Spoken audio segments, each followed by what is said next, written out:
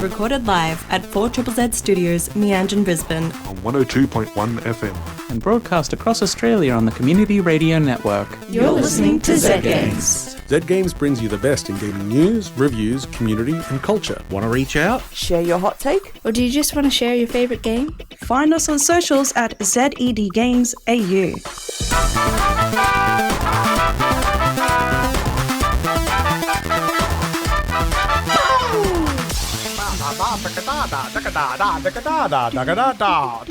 This is Zed Games. I'm your host Paul. Joining me tonight are my great friends Zahra. Hello. And Tom. How do you do? I'm pretty good. How's things in the world? Oh, you know what? There's way too much maths happening in my personal life and not enough games, but I'm really excited to get my daily dose of gaming here. We could get you some maths games. You're too young to have played Maths Blaster, right? We had Aussie Maths Invaders at school. Oh, that is I good. had circus school. Oh, so... Do they still have circus no, school? well, I was going to say, was that exactly the name or was it Math Circus? Oh. Because it's like quite obscure and I actually have them all on disc. We'll talk about this later. We'll talk about this. The benefits of going through archives that are old school. Anyway. Nice. No, I've been having problems, which is just that so many things have been coming out that are getting. I'm finding like a great game and then putting it down because I have to play a classic of all time game, and I'm just like, oh, there's too much stuff happening right now. I feel you. I'm trying to fight through my backlog myself, and it's it's never ending. I even got sold on Tomodachi Live, and it was zero interest to me at all. I started seeing the memes. I'm like, whatever. Then I realized I had a voucher for a Switch game. And it's like, oh, this is a Switch game, not a Switch 2 game. So I have an unused voucher. Okay. Yeah. It's one of the greatest games I've made. Yeah. It's like, I think some people were a bit surprised because they went in thinking it was going to be like closer to The Sims. And it's almost more like, no, I'm going to create my own sort of virtual sea monkeys that I can make dance for me. My review and like pitch of what the game is kind of the same thing. It is in-joke simulator. Yeah. That seems to be what it feels like looking in as someone who does not who's not playing. Yeah, some people I know like are very like, oh, I'm going to make every character from the pit in here and live out the drama. Yes, well, Conclave was also another one. I just follow my heart. So like I've got one guy that's got a face as a Rubik's Cube. His name is Rubik's. Oh, that's cool. You know, and some guy that just has a empty void for a face. What's his name? His name's Billy. Billy. But he ends everything with, I think, so the void spoke. And, you know, and you just add all these things. They all talk about British panel shows and all this. And just like all stuff that you've asked them to talk about for your own entertainment. Exactly. And then once you've got a certain, like, amount of content there, it's just remixing the things you like or find kind of amusing back at you. And it's like, oh, this is lovely. It's amazing. Anyway, without making it the Tomodachi show, let's talk about a little bit of news.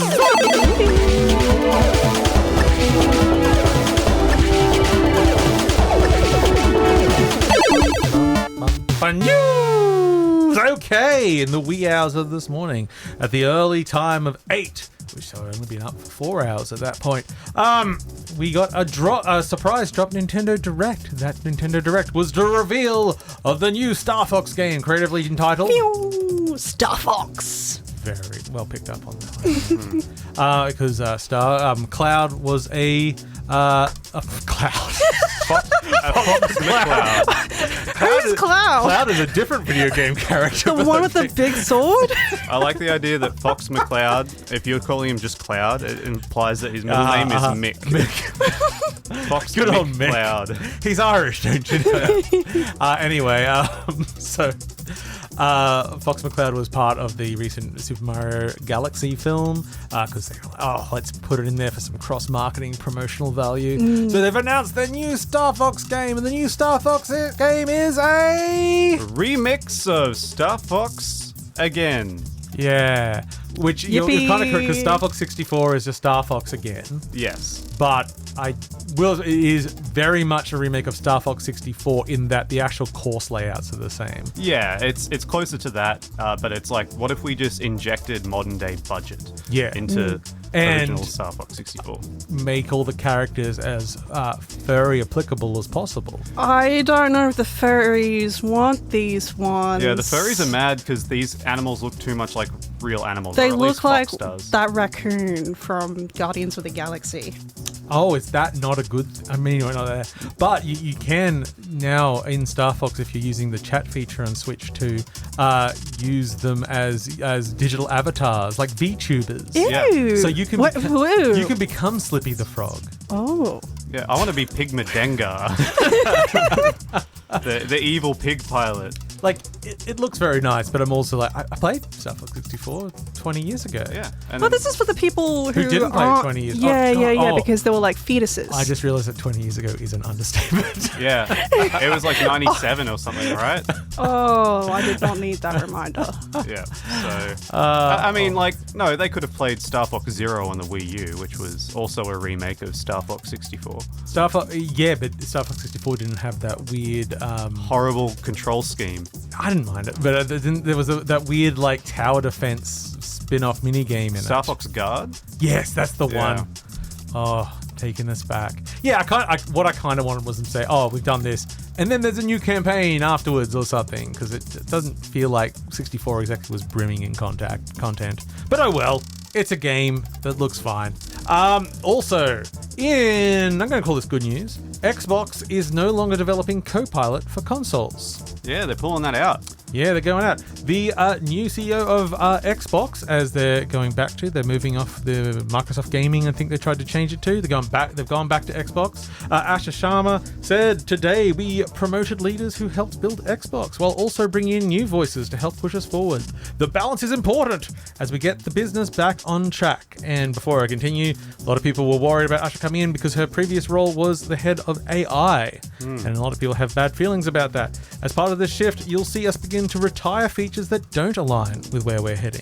We will begin winding down Copilot on mobile and stop development for Copilot on consoles. So, Wonderful news. currently, for someone that people were worried about being the AI bro, they have only made good moves so far. And while I'm not going to sing praises of, a very business-orientated person that's going to try and milk as much money as possible, it is mostly positive what's coming out of the new administration so far. Yeah, at least it shows there's a touch of humanity where at least at some point they're like, this isn't going to work for this product. Yeah, we don't need an AI assistant to help us find the last corn cob in Conkers. They're not making a new Conkers. No, but I was just thinking about going back. I was thinking about what's the most inappropriate thing. Reggie Fils-Aimé, the old president of Nintendo America, came out to say that they stopped selling to Amazon after being asked to break the law. He is quoted in saying, Amazon's mentality back then was that they wanted to have the lowest price in the marketplace, even lower than Walmart. Essentially what Amazon wanted was an obscene amount of support, financial support, so they could have the lowest price and beat Walmart. I literally said to an executive, that's illegal, right? I can't do that. Because, for all of we're speaking down on, I should have my crush capitalism sound effect ready. For all of the corporate of Nintendo, they are very conservative, very straight line. They are the biggest narc in class. They're not going to do it. Yeah. The people make jokes about the Nintendo ninjas coming after to protect their precious IP, but I mean, I think they're legal ninjas. Yeah, I mean, they're trying to enforce the Nintendo laws. So. Yes. And then finally, the Steam controller came out and sold out very quickly. Some people thought it was like half an hour, but they seem to be staggering stuff throughout the first few hours of the day. But even to Valve's surprise, they sold out very quickly. Steam controller ran out faster than we anticipated. We hate that not everyone who wanted one was able to get it. We're working on getting more in stock and we'll have update on expected timelines soon. We're seeing quite a lot of scalpers out there. I'm seeing insane prices. It's $150 Australian. Yeah. It's already going up to $500-600 bucks. Yeah. Oh, whether they're selling or not, I hope not. If they do sell, I hope both the seller and the purchaser go to jail. If the poor desperate person who's spending $600 on a scalped Steam controller, you want them to suffer? Yes. Isn't that suffering enough? No, because they have that money to waste. They could be using that on much more important things. It's a controller, but of course I bought one, so I might be prejudiced. You're gonna flip it? Yeah. No, I don't sell anything. I'll give you $600 for your controller. Oh gosh, I mean, like I'd be mad not to take it, but I wouldn't ask for it. And then we would be suffering in the afterlife afterwards. We know there's no real punishment. Okay, some upcoming releases. Tomorrow we are seeing the release of Mixtape, which I had no idea was coming out. That's the follow-up to the God, what did it end up being called? Because they changed the name a few times. Because it was Francis The Artful Escape, I think was it. It eventually just got shortened to because it was like 5 times as long originally. Yeah. Melbourne-based game. This one is, all about 90s nostalgia and the sort of stop-motion animation. I had no idea it was coming out, but that comes out tomorrow on PC, Series X, and Switch. Will comes out on PS5, Series X, and PC, and Alabaster Dawn, which is the follow-up to Crosscode, which is a very cool. Both games are really cool. I've played the demo of it. Comes to PC in early access. On the 12th, Outbound, which is like a caravan simulator chill-out game, comes to PC in Series X, and then a week after it comes to PS5 and Switch. Odd little genre. And then we've also got Directive 8020, which I didn't know what that was until the subtitle, a Dark Pictures game. Oh, right. Comes out on PS5, Series X, and PC. And also Call of the Elder Gods comes out on all modern platforms. And that brings us to the end of the news. Okay, this is Zed Games. I'm Paul. Joining me here is Tom right now, and we are going to jump right into a little thing that I like to call a review. I'm over myself, but I'm passing the time. I'm going to put it down a 3, and then a 4, and then a 5, and then a 3 again, and then a 4, and then a 5. Yeah! Play Solitaire! Wait a minute, you don't go backwards in the cards in Solitaire. You can go either way when you're playing Forbidden Solitaire. Dun, da, da, da. Yes, the latest and hottest Solitaire game has just dropped. Shut up. Forbidden Solitaire. And Forbidden Solitaire is a very unique beast. When it was first announced, it just came a trailer that showed, this is a Solitaire game, except it's all themed like a 90s PC game, which is ultra-violent. And it's ultra-violent in the way that 90s PC games were ultra-violent, which is not. It is mostly still screen of awkward 3D graphics of just like, there's maggots coming out of him, and it's just a bunch of blobs and stuff. It is the most accurate recreation of what a game from that period would be without being from that period. You could just put it back there. The only things that really would date it, gosh, I don't even, is, okay, so there's a whole meta thing about it. Forbidden Solitaire is a game that came out and no one can find copies of it. It's very rare, partly because one of the creators died when it was released, and then there's stories of all these other people that played it and they died when they played it. The old creepypastas of games, like, if you die in the game, you die in real life. And you just find this game at a garage sale or something, right? Yeah. You bring it home, and when you start the game, it loads up a desktop. A little bit older than modern, but not super old. You're talking like maybe a Windows 7-ish sort of generation screen. You go in there, you start up your DOS game, and your friends talking to you on Messenger, and you're sharing theories about it and everything.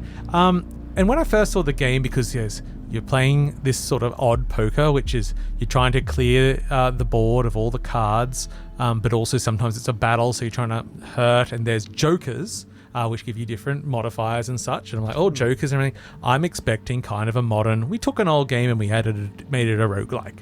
It's not. It's just a story. And you start the game, you play through it, and as you hit each new level, that's there. There's also meta stuff of your friend talking to you It's not a mysterious mystery what's going on. It's like, oh no, it seems the game's cursed. Please stop playing it. Oh my God, who would have thought it? Something bad happened to one of the developers just after the game came out. And your friends always sending you like old media, like like magazine cutouts and old videos from the news and all TV this ads. stuff. And it's all made with such joy and love of the genres and such. And it's had me giggling endlessly as I'm playing through it. And the thing is, the solitaire is so fun. I don't know what the magic... Like, they've added a whole bunch of modifiers. You know, there's cards that when you touch them, they hurt you, things like that. There's ways of attacking. You get all those jokers. Or it might be like a basic level would be like a shuffle, or you've got a wild card or something like that. Nothing too crazy. But you also get perks, and they're each like gems you're jamming into your hand. And it's oh God, I'm like, I bet if I jam all these gems in my hand, something bad happens. Jam, just because it's fun. But then it's also like mechanics, like there's sneaking levels where there's like a cone of vision from the person you're trying to sneak past, and if you play any cards in their cone of vision on that turn, that alerts them. So they've managed to turn solitaire into a sneaking game. Yeah. And all this stuff, when you manage to like wipe out a boss with like you not even like giving them a chance to respond because my solitaire is so powerful. Gosh, it feels, and I just kept playing. I think the first night I played until like 2-3 a.m. and it was like I think I did 3/4 of the game in that sitting. I'm like, I should probably get a bed at this point. Very fun, very funny, just so slickly put together. There's not really anything bad for it, and I just love that it's just a story you play through. Yeah. It's not an Inscription where I've got to solve some great mystery in the meta or something. It's not an endless roguelite. It's just like, okay, here's a fun story with some fun mechanics. You can get through it like, I don't know, 6 hours ish, I feel. And yeah, there's not much bad I can say about it. The one line I loved, your friends talking about what's happened to all the victims. He goes, I don't want to say, but it rhymes with schmouging. There's a lot of eye gouging in the game. Well, the wizard on the cover of Forbidden Solitaire, the in-universe game, he doesn't seem to have eyeballs. No one does in this game. They all go very quickly. And it was, you can grab it for about $20 on Steam. It's pretty cool. Yeah, delightful little time. Woo!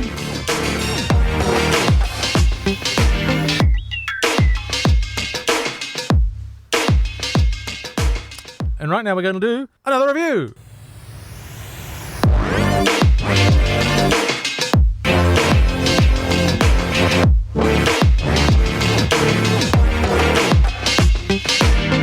Hey! Someone cover for me! So, second on our chopping block of review lists is... My headphones weren't stuck under the chair. They never would have known. I'm fully transparent. Also, in all that panic, I hadn't really turned you up, so they could barely hear you anyway. Oh. But we're all here and all good now, and nothing has ever gone wrong ever, and will ever go wrong ever again. So we're going to talk about Titanium Court. Hell yeah. By AP Thomson, who also worked on last year's excellent Consume Me. Titanium Court is a difficult game to talk about. In fact, when the review codes came out for it, I wrote to the publisher and said, I'm a little bit scared to talk about it because it's really hard to talk about. And they just agreed and said, give it a shot. Okay, so Titanium Court is a match 3 game. Like a Bejeweled? Yes. Okay. Now, it's a match 3 roguelike where the match 3 helps you collect resources but also prepare your castle / the Titanium Court and the layout for the battle which will happen in the next round after the match 3. Also, sometimes when you die it doesn't really matter because it's a very, very postmodern humorous tale, and what they want you to do is muck around. So at the very beginning, it's like, there's woods, there's mountains, there's crops, there's water. Like, okay, collect some things. When you're in the strategy phase, you might make, if there's no enemies around, make a bunch of farmers, go get stuff, whatever. Getting resources so you can build out more stuff. And then it just starts getting weird. The game itself is a very sort of well, not even 90s, 80s sort of CGA art style. Sort of, you've got yellow, blue, and red. Those are your only colors other than black. And the blue's more of a cyan. Yes. And so what folds out of this is that it's a game full of fun and secrets and things that are nigh impossible to describe, which makes it really good to review. But it's not actually that intimidating to approach. Just before we started, Tom was having a quick look at the game. He goes, "Oh, what is this?" I bounced off this. There's so much stuff. And the onboarding's actually great because all the characters just talk to you. They sort of know you're a player, but also you're the head of the Titanium Court. It's silly, but it's also like, yeah, click on this, it'll do that. See the number go up here? Great. You'll need that later. But it also, there's such low risk with failure because the game will just use this opportunity to tell more story, tell you some jokes, and not really lose any progress. It really, really wants you to experiment with like how you're going to match things up, what you could possibly do with arranging certain tiles next to other tiles. There's all these synergies that, are left mostly for the player to discover.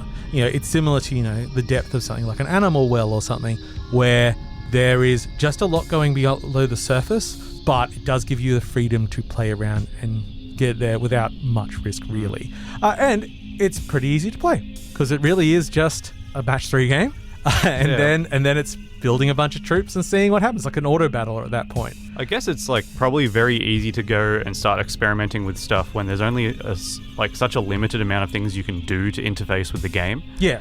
So I guess I can see me experimenting and not doing what I would think would be optimal play or trying to get a higher score because I'm like, all right, well, I guess this is all I can do. So maybe I do it this way instead and see what happens. Yeah. And one of the things is, I'm saying you match 3 to get resources, but also in a match 3 game, when you match 3, those things disappear and more things drop down. So if you cleared all the resources, you might just fill the entire board with enemy castles. Oh. But those can also be matched. So clear those out of the way. It's all like, that's at a very, very basic level of it. The difficulty creeps up a bit, but it doesn't get crazy because it wants to give you that safety net of experimenting and being able to build through. And with that, it's like, even at the early levels, you're not going to, honestly, half the castles don't even have anyone in them most of the time. You want to send a couple of guys over there to break it down and get some money out of the castle, at which point it'll give you a very amusing little picture of them smashing it with golf clubs or whatever. But it's a charming little game, very difficult to describe, but if you are interested in, Titanium Court also won the Samus McNally prize at I think it won Samus McNally. Anyway, it's before it came out, already highly regarded, it's a great game. Does the game build up to like what you would consider to be a big challenge at the end, or does it build more up to the mystery? Like, what's the ramp up? The ramp up is more discovery and humor. Okay, it's cool. It's very humor focused game, and for me the humor lands. And there was a demo. I was going to see if it was still available. Doesn't seem to be still, but you can look. In fact, the demo was great because it continued my progress when I got the main game. But I'm sure they'll repost it at some point. It's very, very fancy. Anyway, so that is Titanium Court. It's only on PC currently, and you can get it for a little bit under $20.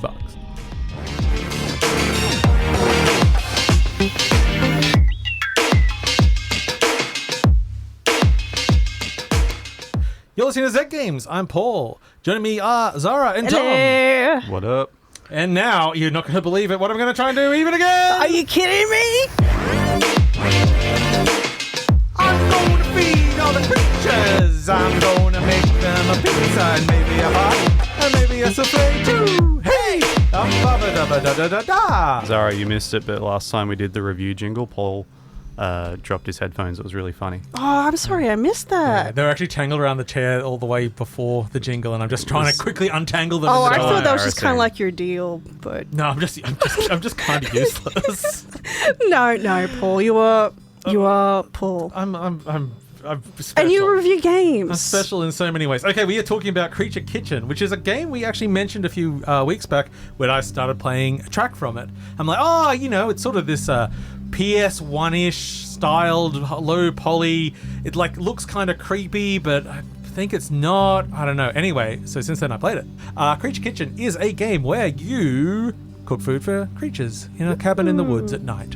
And it's a very simple loop. You find a recipe, you find ingredients, then you cook the food. And the cooking is broad enough that it's not a cooking simulator, but specific enough that it's fun. So, for instance, if you're cooking something on a frying pan, you need to be able to flip the frying pan. If you're chopping something up, you've got to chop all the bits. And then you get all the ingredients and you put them in the cosmic oven. And out comes the finished product. It's Just great. like cooking. Yes. And we're sort of mentioning that, don't know if it's creepy or it's not. It's not, is in that this is a world where there are mystical creatures of the night, but they all just kind of want a snack. So you're never in danger. You're never in danger. As long as you have There's snacks. no danger. There is a way to hurt yourself, which I only discovered by looking at the achievement list and going, I bet I know how to do that.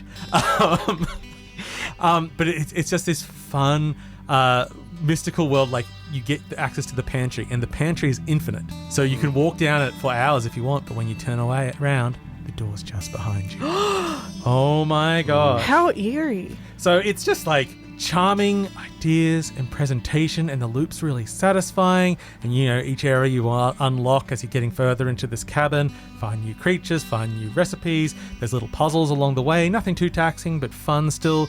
It's mostly about observing the environment. By the time you're near the end of the game, there's creatures everywhere, giant and little and quirky and a bit scared of you or whatever. You got to take pictures of all the creatures to fill out your book. It's really nice. And my honest only complaint, and I know it's a lame complaint to make about a good game, is that could have done with more. I'd like to play around in this world a bit more. It's a nice story. It wraps up really well. I did literally everything you can do in the game, at least according to the achievement list and such, because I just liked doing it, which is a good thing you can say about a game. And there's not really anything else. It's by The Rat Zone. Rat Zone. You can get it on PC for about $12. So, pretty worth it if you ask me. I'm kind of obsessed with the dog. Like, It's so delightfully you shaped. Say, like, my favorite creatures I wouldn't dare say, because they are just like, you can get some jump scares in the game when you first discover someone, but you'll quickly not be scared of them, because they just really want 3 pasta dishes. They don't know how to make pasta dishes. No, they're just creatures. Yeah, go to the raccoon on a chair eating some cheese snacks, or Ooh, put together a little charcuterie trying to think who board. else I can talk about. Yeah, A frog? I think there was a frog. There is a frog. Yeah, you've got to cook. I thought the feeding them was what you did to. There's like a hint of like, they like to come out for this. It's like, no, that was just setting the table for them. Then you need to get them their food. Yeah, it's just like, and I think it took me about, I think to 100% it was like 5 hours or so. It's not highly taxing. You'll probably blast it through it in one sitting, because it is just charming and fun. And that brings us to the end to the review of Creature Kitchen. I demand 4 desserts! Tiramisu. You get 1. Lemon meringue. Sticky day pudding. And when it is like 4 desserts or something, it's like, no. I'm not going to make 4 different pies. There need to be different types of dessert, damn it. I'm not going to settle for this. No, it's got to be 4 different desserts. Exactly. Yeah. Different categories. That wreaks havoc on your stomach. You can't be Maybe doing that. your stomach, not mine. I made of stronger stuff. As a very quick, so as a diabetic, we were at the Labor Day march, and my kids have got fairy floss, and they couldn't finish it. Like, here, Dad, you do it. I'm like, God, no, don't tempt me, Frodo. I feel dead looking at this substance. Anyway, that brings us to the end of today's episode. Aww. So thank you for joining us and going along with our night of weirdness. We did our best. We did our Forbidden Solitaire. We did our Titanium Court and our Creature Kitchen. And we hope to hear from you all later. Goodbye. See ya.